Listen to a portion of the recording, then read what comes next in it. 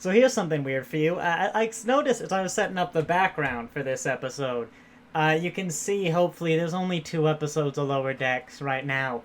But it's actually describing episode 3. Assigned a special task by Dr. Tiana, Tindy enlists Mariner for help. On the Cerritos, Rutherford is consumed by a bridge crew mystery, season 2, episode 3.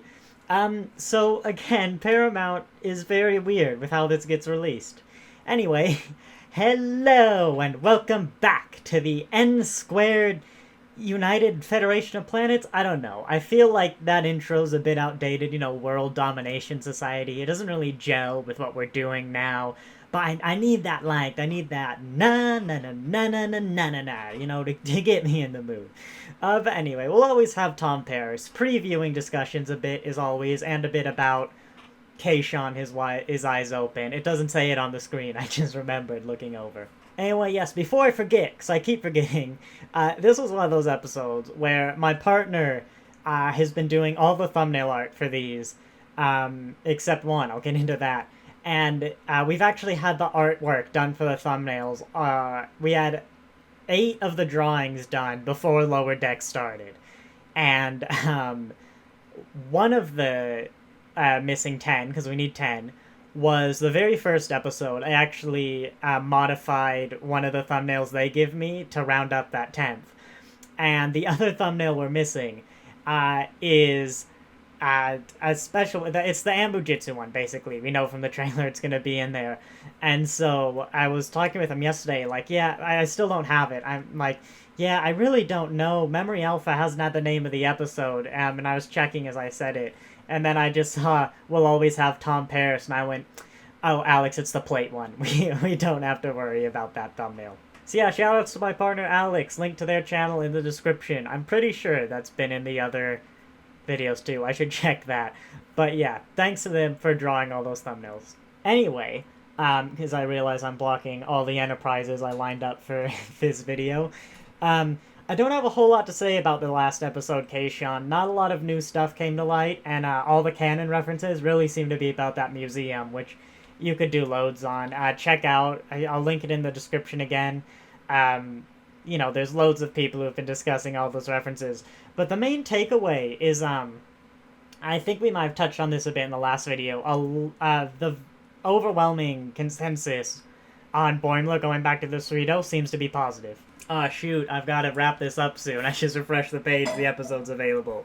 But yeah, it seems to be positive. There was one person who said, I'm not sure if this is a cop-out or not, but everyone else loved it. They thought it was hilarious. Or just were fine vibing with it. And I'm glad that's all I had to say, because 11:09 p.m. I'm starting to wonder if these just come out at 11 now.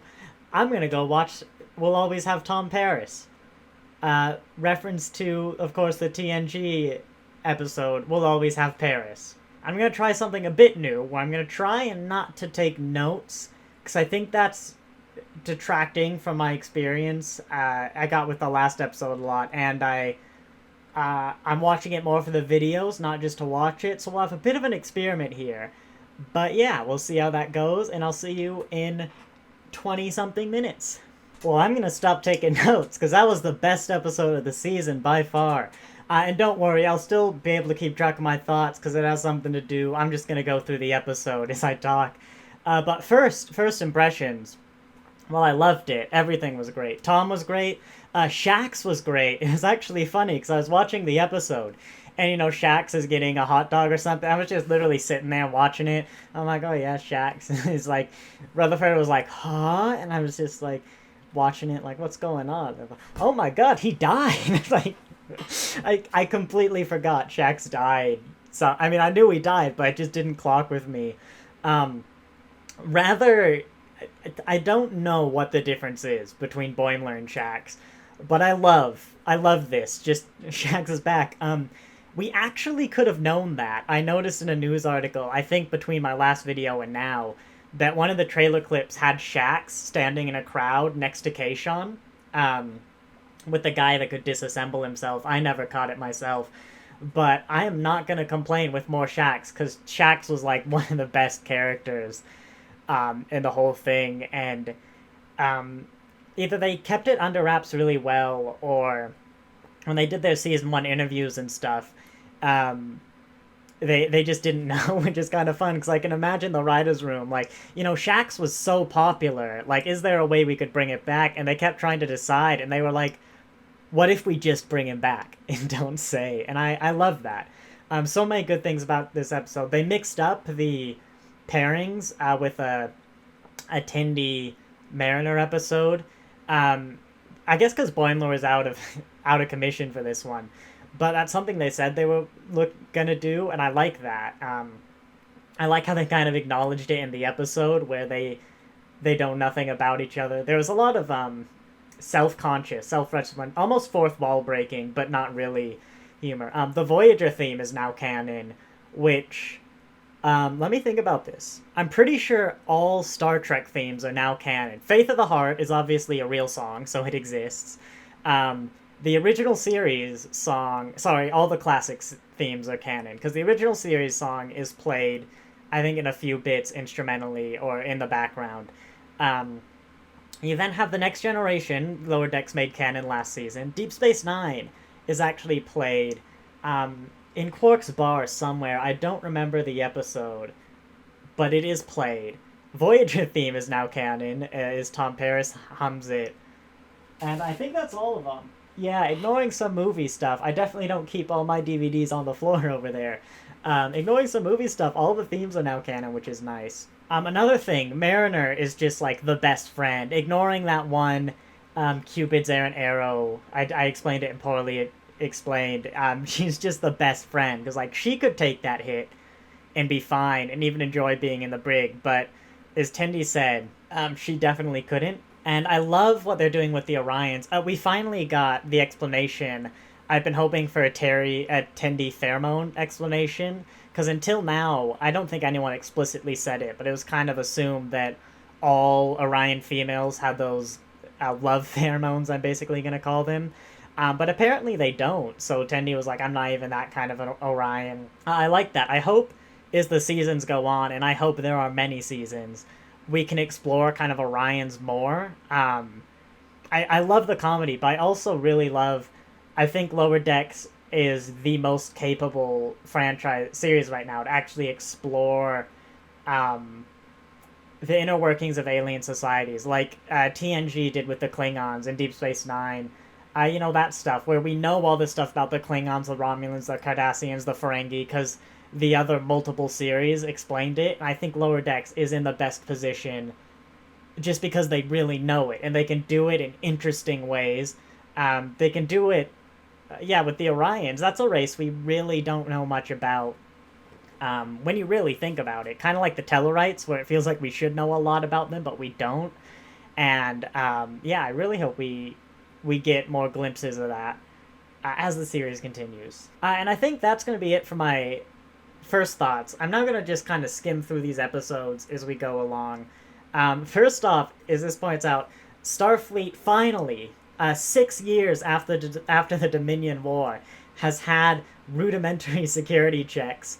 This time they've probably taken it a little bit too far, but I imagine a lot of people are going to blow up about that. Like, there's actual security now in Starfleet. I did like the whole Katarian. I say it apparently wrong. I can't remember how. I think it's Katarian, because I say it like Cat-Arian. I'm going to say Katarian now, assuming it's right. But I should cover more classic Star Trek, because then you'll see my knowledge really is encyclopedic, and I'm not having to deal with these like brand new episodes, putting myself on the spot. But anyway, I did like, that's another thing where you just a lot like classic Trek did, just give us those little nuggets that like really help with the world building. Vulcans aren't the only thing with a Ponfar like system, and these species actually have mating habits. They have biological cycles. It really helps just make them feel real and not just like random alien thrown on the screen. And this is just a talking cat. Like this is just a talking cat. Like, and it feels like a proper alien. Oh, I'd like to say I have immediately purchased the Tom Paris plate. It won't arrive they won't even ship till December. There it is. I've purchased myself one of those. That'll nicely adorn the background of this filming place when I eventually have a proper thing for it. But yeah, you can buy this plate. I might try and link it in the description if I can. But if you're interested, go and buy it. You can buy that plate for a limited time. But I love how he has all of them. Like, we didn't get to see them, which is fine, because then I'd probably want to buy them. And also, I guess they need to do the signatures, which is hard. But, yep, you can buy that plate. You know, I've also just thought, Shax has come back from the dead, like, in a way in which the Lower Decks crew didn't even realize something was going on, which is nice. Like, you'd think, well, it's funny, you'd think some sort of bringing people back from the dead, like the red alerts everywhere, the ship would almost die or something, but no, he just apparently came back on a slow day. I think the difference, why I'm so happy about it, is I love Shax, and so I'm very happy to see him back, and so that comedy kind of enforces that. Whereas I loved Riker, I like the Titan, I like the two-ship setup, and I was told we're not going back on this, and I kind of felt cheated losing all of that, is I think what the big difference is. So the comedy just felt, how do I say this without swearing? It just felt like a big screw you. It's kind of weird, because Boimler is happy to be back, but also not. I'm sure they'll do something with that, because he was, like, cheated out of his dream job, but he's also happy to be back. I really loved as well. We got a lot of character insight into Tindy and Mariner. Not Rutherford, but I think he is basically just kind of a happy to be here kind of guy. But really nice. Again, super fleshed out characters. What is this? This is episode 13. So at this point, Discovery's first season has wrapped up. And Picard ended 3 episodes ago. And the characters feel more fleshed out and real than, like, anything Discovery did. And to be fair, I'd have to check, but they probably are also more fleshed out, real, and interesting than most of the classic Star Trek characters after 10 episodes, with the exception of maybe Deep Space Nine could have gotten a bit. I'm sure Voyager's crews didn't get much development in 10 episodes. So yeah, it is impressive just how good these characters are, I guess. I don't know if it's the same character team across any of the other series, but if it's not, I really hope they get work in some of the other series. I wonder if I could manage to meet Robert Duncan McNeil via this channel and get my plate signed. I don't know where he lives, but, you know, that subscribe for my goal to get a signed Tom Paris plate, I guess. And if you're Robert Duncan McNeil, shoot me an email, link in the description. That isn't the frame I wanted, but another thing is I'm not sure if I should know what's up with the shuttle that they're working on, because I haven't commented on it, but I think it's even a Season 1 thing. I'd love a model of it, Eagle Moss, but I kind of like, I hope they explain it. I might just have to double check, and I'm forgetting something, but I kind of like that there's this random shuttle that there's, like, graffitiing and dealing with, but I also kind of want to know why at the same time. I think it's the Sequoia. It's going to be named after that tree, isn't it? I don't know how to pronounce it, but it's the Sequoia tree? California tree. See, there you go. Sequoia. I don't know. This is Star Trek, not Star Tree. Tree Trek. Happy Arbor Day. We had not Free Cloud. I speculated it was Free Cloud in my trailer reaction, but I noticed you had a Quarks, obviously. That was the most probably blaring. You also had a Vic Fontane's, which is interesting. Almost suggests something about the holographic rights thing, or that it's gone very badly and they're just marketing it everywhere. Maybe he moved off Deep Space Nine. That doesn't make a lot of sense, but actually it's right next to Quarks, I think. I'm gonna check. You could have had Quark franchising Vic as well as Quarks. You have the Zebulon sisters, which Enterprise. Oh, the Zebulon sisters were the Choo-Choo Dance people from Season 1. You've got one of the people from Second Contact, the very first episode. I don't remember their names, but beyond that, I don't see any other references. I like the Klingon music stuff for the same reason that it makes it feel like there's a big culture here. Like, obviously, we'd never see the full culture, but there's these cultures interacting with each other, and there's these bit of these cultures just kind of happening over there that we're not doing. The world building, basically everything in Lower Decks has been fantastic. Character building, world building, it's all been amazing. Up there with, like, uh, maybe even above, like, height of TNG stuff, who obviously laid down a lot of that foundation, simply because it's kind of the canon show for the fans, if that makes sense. So part of their job is almost to deliver this stuff, but whatever the reason, they're all doing it fantastically. The Nausicaan, I haven't clicked this frame, but the Nausicaan whatever space pool scene is obviously Tapestry, the TNG reference. That's how Picard lost his heart. I almost said nearly lost his heart, but then I remembered in the future you can lose your heart. That's not a fatal injury. Here we go. Tom Paris, lit up heroically. You can barely see him. It's something Lower Decks have done. They did it with the bridge crew early on, where they animate them to a higher quality and light them more heroically to make them seem larger than life. I think I said a lot of what I wanted about him already in my intro thing, but I think I forgot to mention we're getting up the where Boimler falls on the Siri and Tom's just like, oh, a Kazon! That one made me laugh. Just famously bad hairdo with a turkey in it. I just loved that Kazon joke. That's probably my favorite.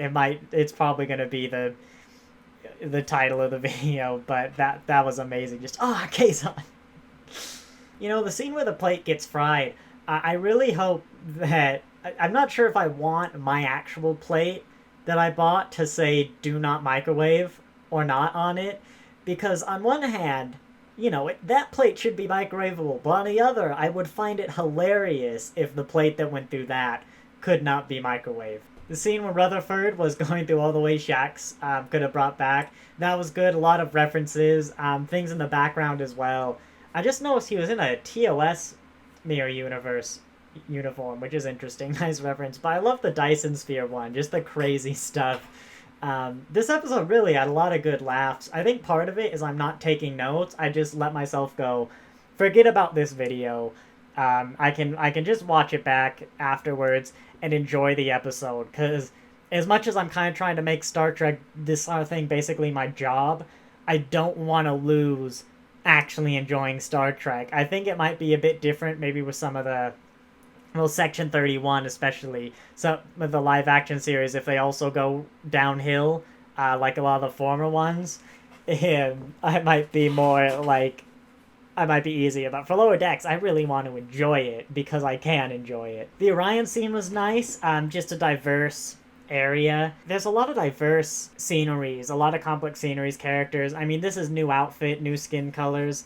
I guess it's not so bad if they're animating it frame by frame. I don't really know if there's any shortcuts or stuff they can use.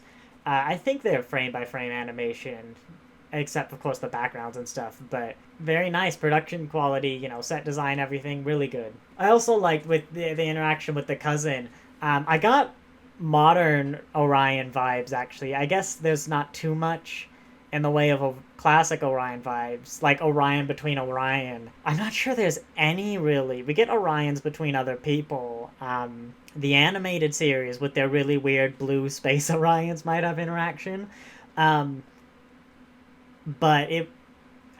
it's yeah, that was nice. You know, they're not just referencing the classics, but also tying in some of that modern Trek world building, and helping it cement it in there. Scenes like this are also interesting because obviously there's a huge divide on the extreme end. I mean, I think I'm very vocal. I don't like a lot of the live action modern Star Treks.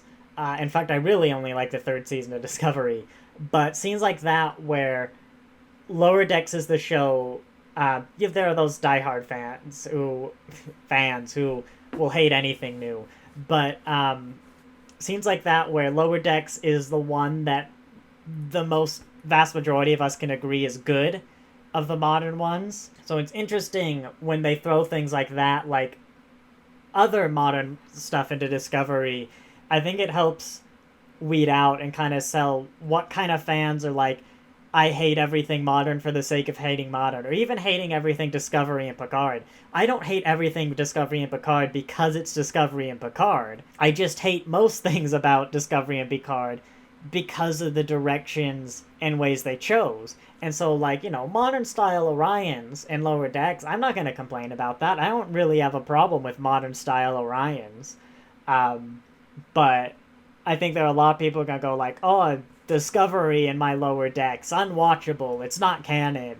And so episodes like these are almost more for you. I guess I'm on the team creators, but almost a filter of like, are you someone who has like critiquing legitimate problems about a show they not like, or I just hate all modern Star Trek?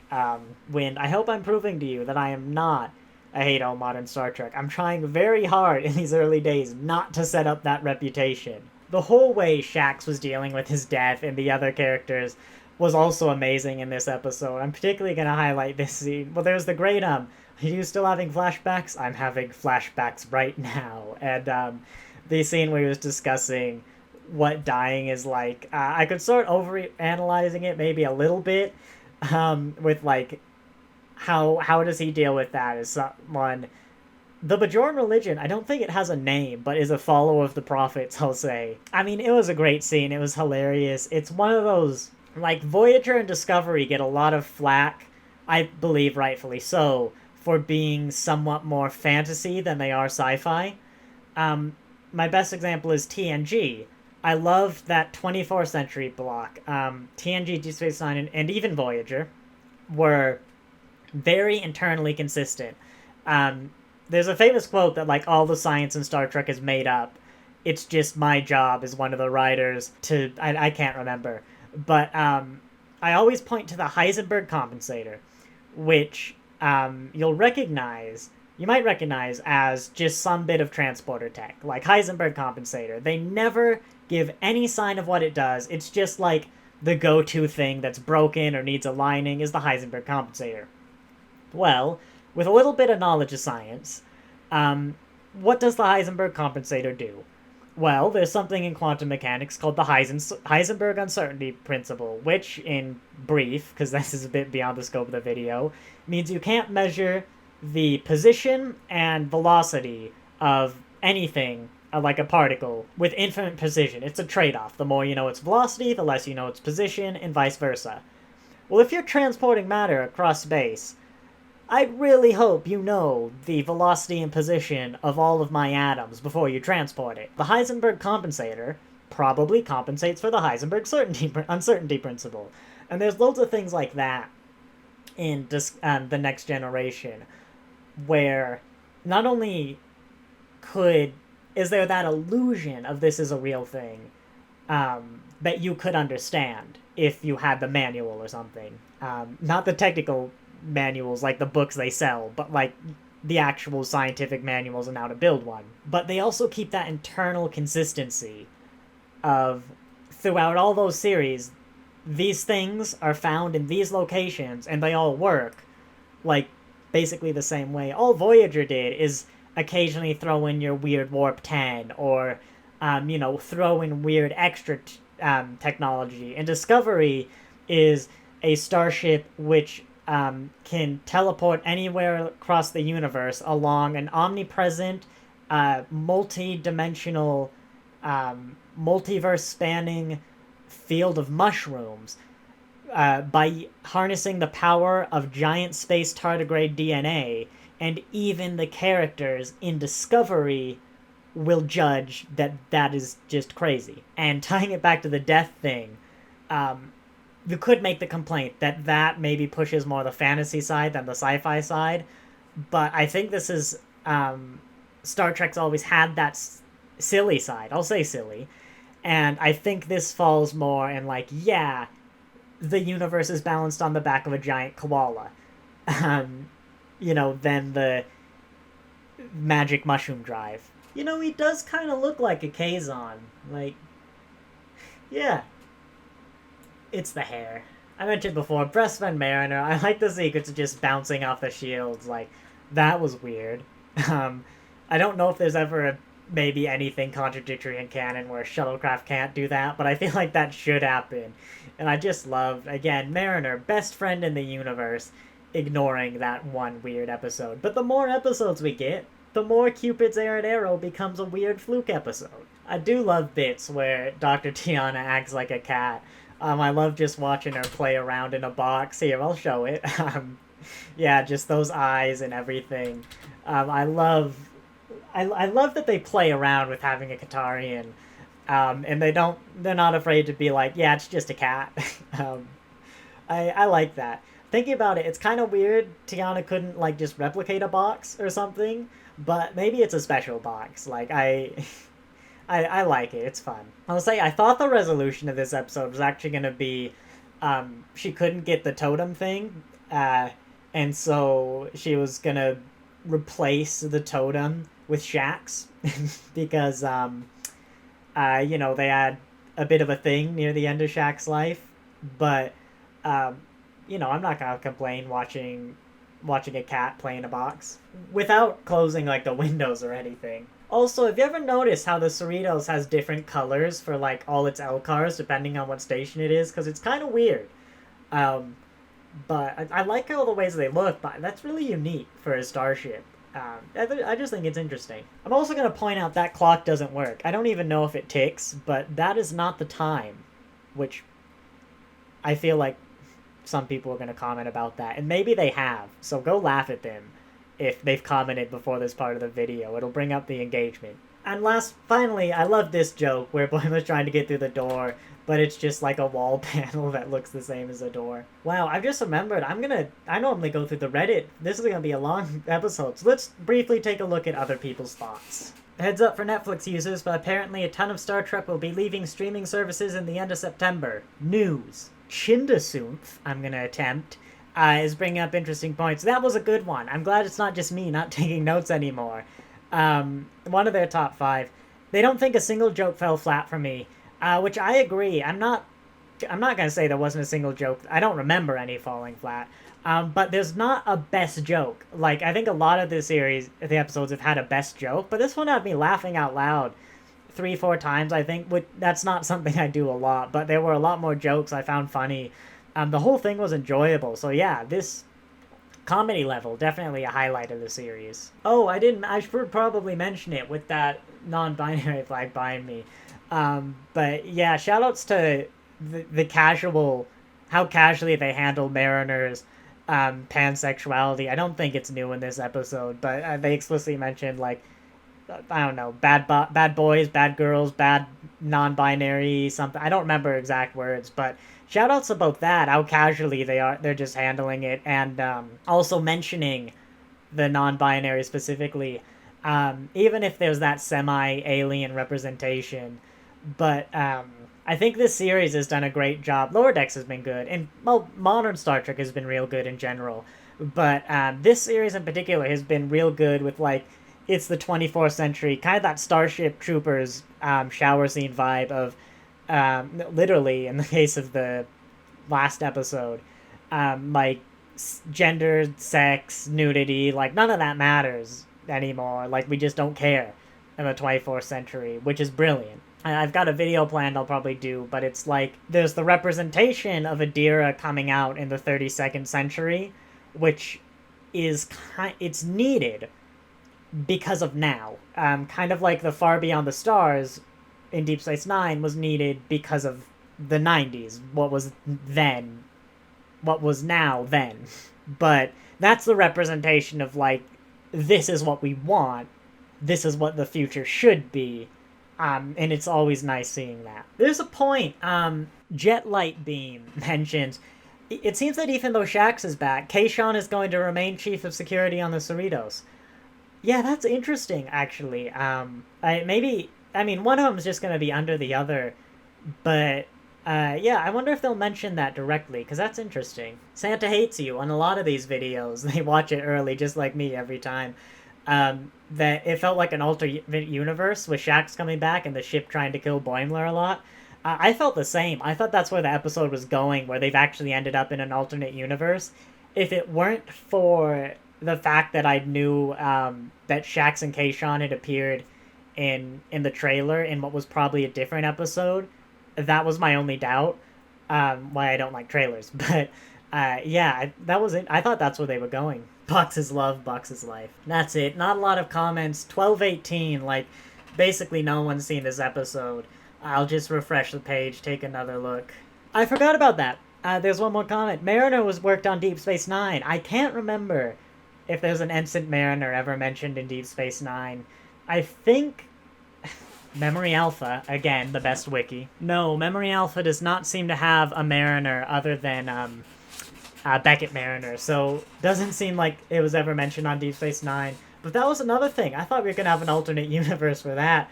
But it's interesting that she worked on Deep Space Nine up there. But yeah, Chloe and Timmy, presumably just one of them, made some good behind the scenes, like writers' perspectives, where putting two characters who have difficulty opening up with each other was a smart decision and allowed us to learn more about both of them. Yeah, I like seeing the writing reasons of, like, why. I can always tell you if I liked an episode or not. I can sometimes, like this one, tell you why I liked it. Often I can't. Chris Chibnall's Doctor Who is one where I can't really tell you why I don't like it.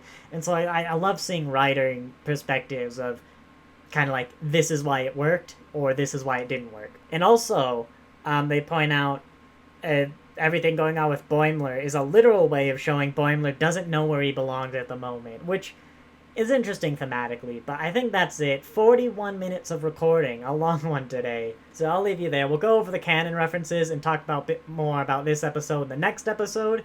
I hope you enjoyed. Be sure to leave your thoughts and comments down below. If you've made it this far into this video, even through the outro, please hit the subscribe button, because you clearly either like this video or you fell asleep. And on one hand, you'll get more good quality content if you hit subscribe. On the other hand, you'll get some sleep tapes, and I'll get 100% watch time. So, you know, either way, I hope you enjoyed, and I'll see you next time for Unnamed Episode 4, according to Memory Alpha.